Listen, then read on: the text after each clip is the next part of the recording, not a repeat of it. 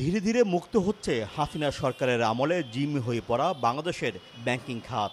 একই সঙ্গে চলছে গ্রাহকের আস্থা ফিরিয়ে ব্যাংকিং ব্যবস্থাকে স্বাভাবিক করার কার্যক্রম।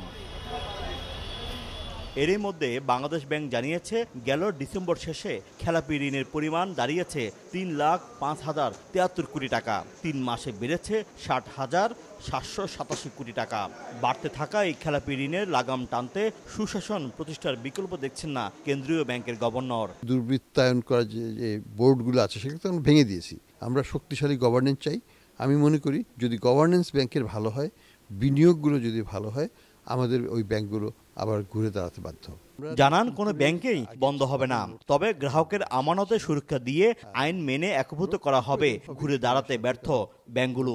আমরা নতুন ব্যাংকিং রেজলিউশন অ্যাক্ট করেছি, সেটার আন্ডারে যদি যেসব ব্যাংক কার্যকরভাবে সব কার্য সম্পাদন করতে পারবে না বলে প্রতীয়মান হবে, তাদেরকে আমরা হয়তো একীভূত করে ফেলবো।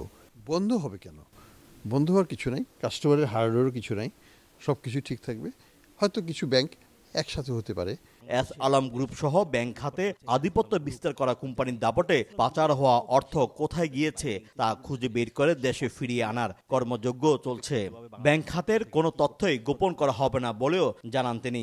কিভাবে টাকাটা বিদেশে নিল সেটাকে আমরা ট্রেস বিভিন্নভাবে তো নিয়েছে, হয়তো সরাসরি প্রত্যেকটা তো আর নিজের নামে নেওয়া হয় না, বেনামিতে নেওয়া হয়েছে, সেগুলোকে ট্রেস করা হয়েছে।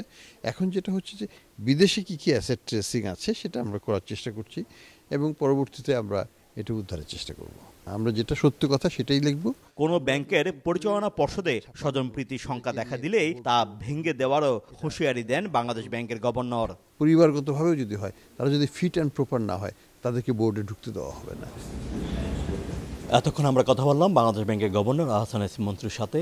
তিনি বাংলাদেশের ব্যাংকিং সেক্টর এবং অর্থনীতিকে পুনরুদ্ধারের বেশ আশার কথা শোনালেন। যদি এগুলি সঠিকভাবে বাস্তবায়ন হয়, তবে বাংলাদেশের অর্থনীতিতে নতুন মাত্রা সংযোজন হবে। শোয়েব কবির, সময় সংবাদ, লন্ডন।